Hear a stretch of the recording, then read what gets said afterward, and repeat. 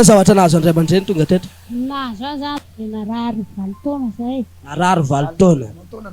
Inona le aretina? Aretina septra sotroaka dia tao amin'ny kibotony sy narary aho.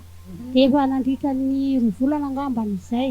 Na eny hoe fanahy voninahitra taty ANTSIRABE ilay zanako avy matoa. Avy any Ambobary an-drano-kely. Zany Ambobary an-drano-kely? Lavitra ihany. Lavitra. Ore olona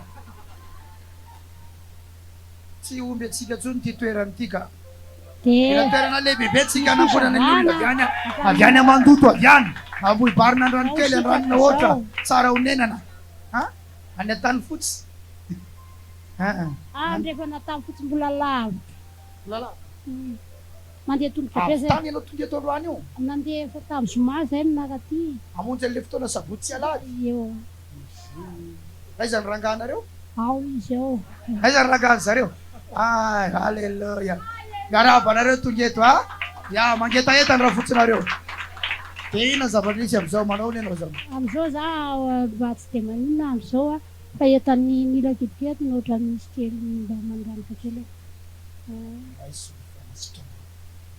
amin'ny aminara Jesosy Kristy tsangany tsapao ny kibony tsapao mafy tsy mahay ataovy micro manao an'izy zao hoe tsy mahay marary manaona tsara hoe tsy mahay marary am'izao